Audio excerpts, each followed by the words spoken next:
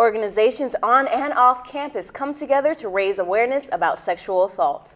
And students get out of the classroom for learning. You're watching Carolina News Today.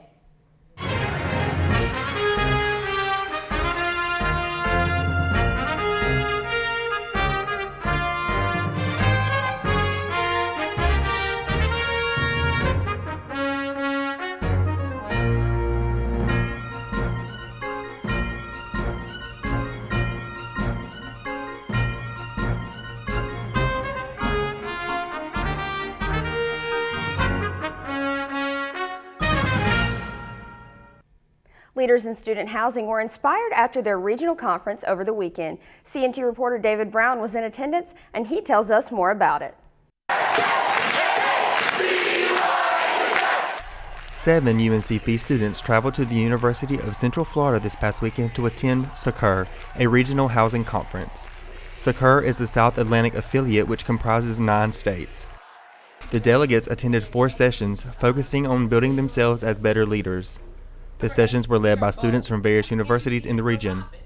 Destiny Chambers is the Vice President of Public Relations for the Residence Hall Association here at UNCP.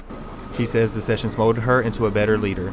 Everything at Sasser I could use to improve my organization. I would have to say from the sessions that I attended, that would help me build my strategic for recruitment, anything in that nature. All the sessions that we went to pretty much gave me an opportunity to build my organization. Destiny also performed for a small crowd at open mic night.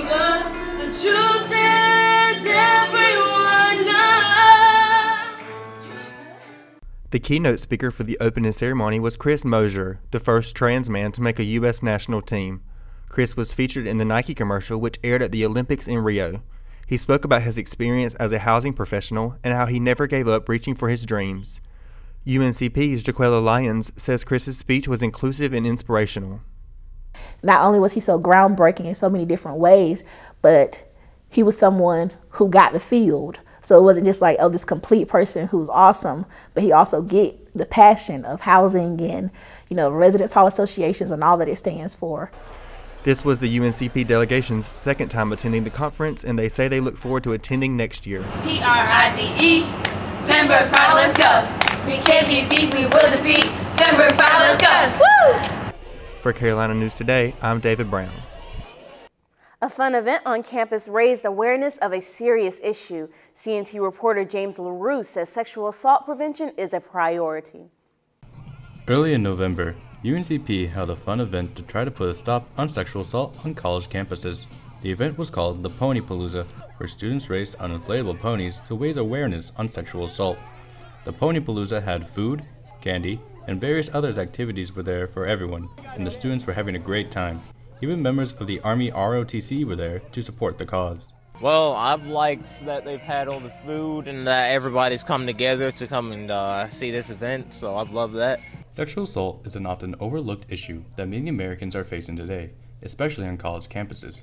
According to the statistics, 1 in every 5 women and 1 in every 16 men will experience some sort of sexual assault in college, and only 63% of sexual assaults are not even reported. Counseling and psychological service worker Charlemagne Suggs was the one who organized and planned the event. She believes that we, as a community, can put an end to not only sexual assault on campus, but also sexual assault in general. Look out for each other and put our voices behind the fact that sexual assault is not okay, not in any way, shape, or form. No stalking, no threatening, no harassment, no rape, no incest, no molestation, it's just guys being guys, it's just girls being girls. No more. Students also made donations to the National Sexual Violence Resource Center, where the students were given signs that say no more, as they pledged to put an end to sexual assault on campus. For Carolina News Today, I'm James LaRue. Native American Heritage Month was celebrated with a concert and fun activities right here in town. Reporter Ernie Lee checked out the annual LRDA Festival. This past weekend, Robinson County celebrated its National Indian Heritage Month. Many people came for the Lumbee Fireworks Sky Show. Vendors from around the community gathered and sold various items such as flags, gift boxes, mugs, and other various items. Lumbee t-shirts and hoodies were also up for sale. Other vendors were whipping up some delicious plates with servings of rice, collard greens, and ribs. With Christmas about a month away, one vendor already had Christmas bags, wraps, bows, and other items for the season up for sale. Gloria Chavis has taken part of this event for the past few years and shares some of her experience. Over the years. Started in 2011 after closing my business, a storefront. In 2011, started coming every year with a friend of mine who sells jewelry, and we always set up right down the road here. Later that evening, the community hosted a gospel concert. To kick things off, Damian Sanchez opened up with a traditional dance.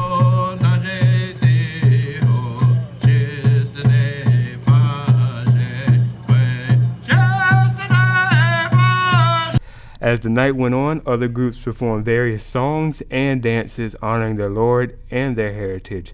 From Carolina News Today, I'm Ernie Lee. Service learning courses bridge gaps between schools and their communities. One class at UNC-Pembroke combines service learning with a major. Many of the hands-on service learning classes offered here at UNCP are created to guide students in civic engagement.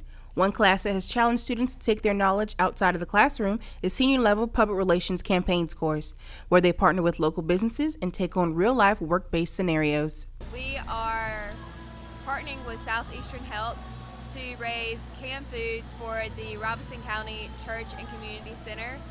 And what we're doing today here at Pembroke Day is we are trying to raise 3 canned goods, and each 3 cans you get a free muscadine cider slushie. Or if you don't bring your cans, you can bring $2 and you can get a slushie as well. And those $2 will go towards cans to give to the community center in Robinson County. Led by Associate Professor George Harrison, this semester they are partnering with Southeastern Medical Center, coining their hunger relief campaign. What made us start doing it is we used to have the Public Relations Case Studies class as our capstone class in public relations. We wanted to give and felt we needed to give the students more experience in, quote, real world public relations work. And so that's why we decided to start the capstone class as a service learning class. Due to Hurricane Matthew leaving several hundred still in need of basic necessities, the campaigns class is zeroing in on providing hunger relief to Lumberton, North Carolina. From Carolina News Today, I'm Brooke Strayhorn. CNT reporter Dontavian Harris gives us an introduction to the new Study Abroad Coordinator at UNCP. My name is Alex Brandt, and I'm the Study Abroad Coordinator at University of North Carolina, Pembroke in the Office of International Programs. As a Study Abroad Coordinator, Alice's goal is to work with students and faculty to make sure UNCP students have international experiences. He believes that UNCP has a unique challenge when trying to get more students to go abroad, but also believes that UNCP has something working to its advantage. UNCP, while they may lack in some of the resources, they have a real strong community here. Faculty, staff, the Chancellor's office, the whole community at UNCP is really supportive of its students. Alex has been involved in international affairs all his life. Born in Scotland to American parents, Alex later served in the Peace Corps and travels for leisure as well. His latest trip was to Ethiopia, where he had a chance to experience what he calls one of his most memorable international moments. I had 2 small boys come up to me and wanted to hold my hand because I was different from them. These are 2 Ethiopian boys. They were black. I was white. I was curious to them. Experiences like these are a once-in-a-lifetime chance, but there's an inevitable fee that comes with traveling. Luckily, there are scholarships through UNCP and various other places that can be used for study abroad, not to mention sacrificing unnecessary things like fast food. So traveling doesn't have to be expensive. For Carolina News Today, I'm Dontavian Harris. More students than you may think are spending more than 4 years to earn their bachelor's degree. CNT reporter Jonas Cabret compares national statistics to UNCP. A new report released by National Student Clearinghouse Research Center shows the national average of undergraduate students take on average 5 to 6 years to complete a traditional 4-year program.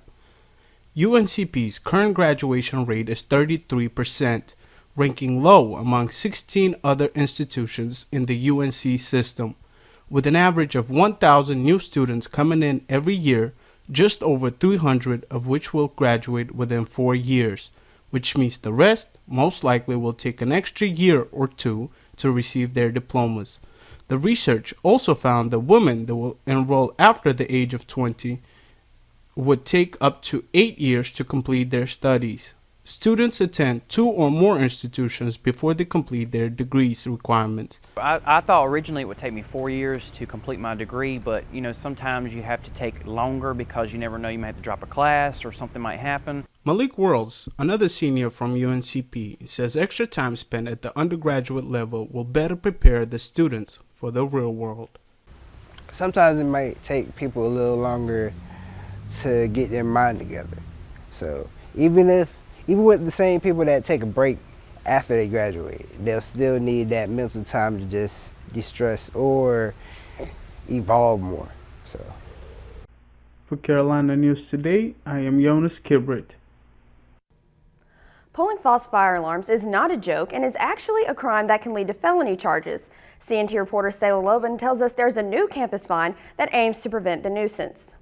Faculty and students recently received an email explaining a new $250 fine for causing false fire alarms. I'm at Cypress Hall, one of the dorms that have the most false fire alarms. Residents here say they are tired of the fire alarms going off in the middle of the night and having to stand outside. Me personally, I don't like it. Having to get up at 3, 4 o'clock in the morning in your drawers because you're already in the bed. For the ones that are fake, it's really like irritating. I mean, for the ones that are real, I understand that we have to be outside, but majority of the time it's just people playing, and so I don't like it personally. I mean, if we could stop it, I mean, I guess that'd be a good thing, but people are gonna be people. Throughout the year, students have caused the fire alarm to go off by burning food and many other reasons. Environmental Health and Safety Director Michael Bullard says the new fine is going towards those who are caught for pulling false fire alarms, not for real ones. He also says their goal is to keep students and everyone else safe on campus. For Carolina News Today, I'm Sayla Lobin. There are a lot of ways to be entertained on the campus of UNC-Pembroke, but hopefully you didn't miss the chance to hear Caleb Sasser in his fall concert. Brooke Strayhorn tells us a little about the local singer. Students may have heard his voice or have seen his face on posters plastered around UNCP's campus. Junior Caleb Sasser, an aspiring artist, recently showcased a concert, It's Not Like the Movies, in the University Center, which had a lot of people buzzing. My inspiration behind the concert is I wanted to get my songs out and my lyrics out so that someone can be inspired and be able to listen to something that I've made and maybe feel something, and maybe I want to be a singer one day, or thank you for doing this because it helped me along the way. It's Not Like the Movies featured mostly original pieces, some of which were co-written by background vocalist Denisha McAllister and guest performer Damari Withers. The style of music varied from R&B, jazz, and hip-hop, with covers from artists such as Nat King Cole, Bonnie Raitt, Bryson Tiller, and Fantasia. It was evident that the theme behind the concert was self-empowerment and cultural awareness. The song collaboration with Damari was written just for the concert. So the song is called Man Down, and when I wrote it, I was like, it needs something else, it needs something more positive, something that, as a black figure, an anthem. So I called up Damari and stuff, and he put a great spin on it. His verse was really awesome. I asked Caleb in our interview what he hoped his audience would take away from his music. There was nothing more he could say but live, be encouraged, and be inspired, no matter what you're going through. From Carolina News Today, I'm Brooke Strayhorn. A former UNCP student receives national attention after submitting an entry for a contest on BET. Jonas Kibret highlights this young man's ambitions. I think my sound is really conscious, it's playful. I'm just working, really just daily writing, working on new stuff, trying to connect with new soulful people. I really want a soul sound. That's the sound I'm shooting for. Akeem Faison, better known as Jackie Spade, is a former UNCP student from Kinston, North Carolina. Akeem won last year's BET Sprite Hot 16 contest. He was also awarded Best Hip Hop Male at the 2016 Carolina Music Awards. Akeem has been constantly working on his music, releasing many projects while doing live shows and interviews with different media outlets. Akeem records his music here in Pembroke. in a 2-bedroom townhouse. He says Pembroke is where his fan base started, and also that's where all of his homies are. Then the whole BET thing popped off. I came back to Pembroke because all the homies, I dropped out. All the homies stayed in school, you know what I'm saying? Bless them for that, you know what I'm saying? I'm glad they did that. But all the homies stayed in school, and this is where I started at, you know what I'm saying? My whole little rap thing. So Recently, he released his newest project entitled Queens of Spades. He says he plans on releasing another project by the end of the year. For Carolina News Today, I am Jonas Kibrit. Last week, we told you about the bookstore costume contest for Halloween, but this contest didn't make the cut. I'm here at the University of North Carolina at Pembroke's University Center, where what's going on behind me is its annual Halloween costume contest, where students here really know how to celebrate the spirit of Halloween. UNC-Pembroke has hosted its annual Halloween costume contest in the James P. Chaffetz University Center on Friday of last week. In the University Center, people dressed up in scary costumes not only to win first place, but also to have fun in the process. It really means a lot to me because I can just dress up and be whatever I want and be my favorite characters because I love Baby. The entire lounge was covered wall to wall in Halloween decorations as students mingled with each other. Students dressed up in a variety of ways, ranging from zombies to ninjas, video game characters to cartoon characters, cats to cows, and even bacon to bananas. Even Batman and Darth Vader made an appearance. There was also some drag shows performed by drag queens Tatiana Matthews, Trinity Nichols, and Les Levi. The costume contest was sponsored by Genshiken and Spectrum. Genshiken is our Japanese culture club. I'm actually the president of our Japanese culture club, and Spectrum is the Gay Student Alliance. Spectrum is an organization dedicated to support the LGBTQ community here in Pembroke. After the contestants were all judged and the contest was over, the winners were announced, and out of all the contested entries, the cow ended up being the overall winner. As the event wraps up behind me, it truly was a special event to behold, as individuals express themselves in a variety of ways through the spirit of Halloween. For Carolina News Today, I'm James LaRue. Joshua Shipman gives us his weekly roundup of the performing arts here on campus. Looking to do something fun but don't think there's anything cool on campus? Get ready for this week at UNCP.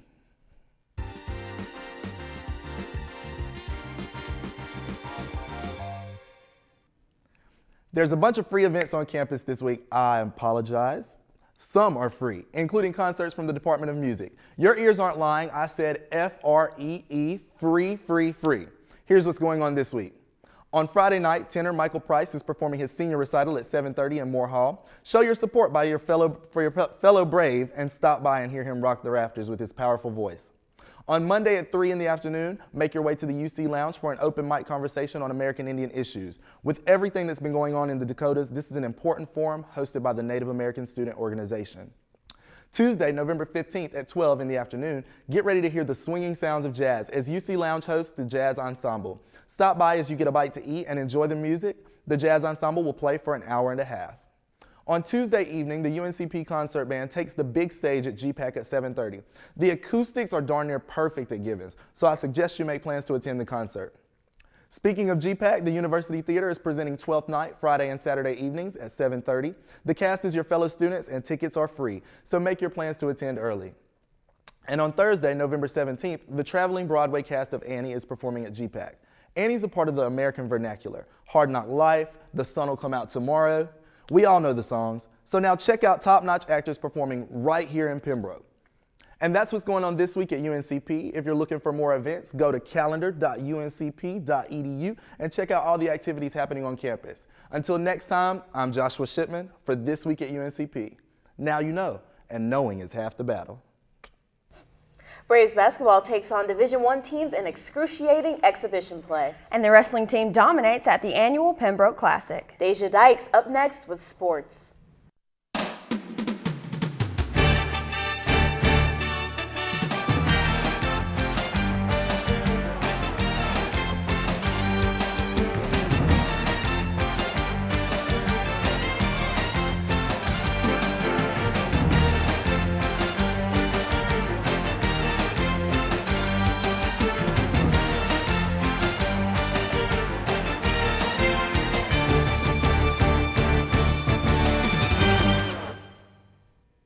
In high school football, Scotland High School kept its undefeated record last Friday, winning 21-0 against the Richmond Raiders. The Fighting Scots scored on their first possession of the game when Serbio Gibson handed off the ball to Saheem McQueen for a 10-yard touchdown. They earned the Scots an early 7-0 lead over the Raiders. The Raiders tried to answer back with a touchdown to tie the game when DeMontre Bennett ran in the end zone, but a holding call kept the Raiders from scoring. The Scotland offense started having trouble getting back on the board, but returned in the second half to secure the win. That final score again, 21-0. The UNCP men's basketball team traveled to Chapel Hill last weekend to take on the Tar Heels in exhibition play. CNT reporter Malik Worrells says it was a good opportunity for them in some ways, but overall it was tough to take. The Braves headed on the road this past weekend as they took on a top-notch program, the North Carolina Tar Heels in Chapel Hill. UNCP battled hard, but they were outmatched by the Roy Williams coach team. Coach Williams spoke on how he felt his team fared. Steve said it's the most offensive rebounds we've given up in 14 years. But we shot a good percentage. We got off to a good start offensively, and then we were able to run the ball. The big guys rebounded the ball, and we got it out. And it's a couple times the big guys ran down the court themselves. Many UNCP fans made the trip to Chapel Hill to support their Braves, including Chancellor Robin Cummings and a few of UNCP's biggest fans. Coach Ben Miller discussed how this preseason matchup came to be. Kim, because this is my 9th year. We've played up here 4 times now, which has been fantastic. I mean, it's even though the result was a wide margin, I did apologize to Coach that we couldn't give him a better look and a little better competition, because hopefully, I think maybe the other times we've been up here, we've given him a little better test. But Coach, you know, our relationship goes back a long time to Kansas days, and he's like family to me. So giving our fans and our players and everybody this opportunity is really special. For Carolina News Today, I'm Malik Worrells. The women's basketball team played in their own exhibition game last Friday, losing 96-41 against NC State. The Lady Braves eventually put in all of their 14 players, but the Wolfpack connected on 12 three-pointers to secure the win. The Wolfpack scored 40 points off UNCP's turnovers and out-rebounded the Braves 52-32. The Wolfpack led by 19 points at the end of the first quarter and took a 43-17 advantage at the half. The Lady Braves will officially start the regular season on November 14th when they travel to Hartsville, South Carolina to battle Coker. The wrestling team dominated in the Pembroke Classic last Saturday, sending more than 10 wrestlers to the podium. 15 wrestlers registered at least 2 victories. Jonathan Miller, Joey DiMartino, and Mikey Thomas grabbed top honors, while Tyler Makosi, Eric Milks, and All-American Blaze Shade all turned in runner-up finishes. McIntyre and Bryce Walker both took third-place finishes, while Dustin Smith and Eddie Allen both took fourth-place finishes. Brandon Sloop and Ferris Tay placed 5th. The Braves will compete in the Wolfpack Duels on November 19th against NC State and Air Force. Following the Pembroke Classic wrestler, Mikey Thomas was named Brave of the Week. The Burlington native went undefeated in all 104 weight class, beating his own teammate, reigning All-American Blaze Shade, in the championship round 2-1 in double overtime. Volleyball's Caroline Pridgett was also named Brave of the Week after leading her team with 15 kills in a 3-0 win over Shaw. The senior added a trio of blocks, 3 digs, and a service ace in the Braves' first home win of the season. The UNCP volleyball team celebrated senior night on Wednesday, honoring Josephine Yang and Alicia Papillo and Caroline Pridgett on their hard work on and off the court. The Lady Braves stole a set from USC Aiken Wednesday night, but were unable to knock off the Pacers, losing 3-1. It's the 4th time this season that the Braves have won a set in the league play. The Black and Gold had 9 blocks compared to Aiken's 3. They were hitting .187 in the match, their second highest clip in a loss this season. The Braves will end the season with a 2-matchup road trip at Armstrong State and then Flagler. The women's soccer team took a tough loss last Friday in Peach Belt tournament play, losing 4-0 against North Georgia. The Braves racked up 4 shots on goal in the second half, but 3 first-half goals and a quick goal in the second half pushed the Nighthawks past the Braves. Christina Stevenson led the way for the Braves with 2 shots and 2 shots on goal, while Courtney Crump and Stacy Scott each had 2 shots apiece. The Lady Braves are hoping for an at-large bid to get the NCAA tournament. The cross-country teams competed in the NCAA Southeast Region Championships, finishing 7th for the men and 10th for the women. 6 athletes posted best personal times in the 10K, including Logan Ward, with a time of 32:09. On the women's side, all five runners registered season best times in the 6K, with Leah Tarnanico leading the way for the Lady Braves. And that's it for me. Here's Brandon Ford with the Braves Beat. Can you hear it? Can you feel it? It's the Braves Beat, and it starts now.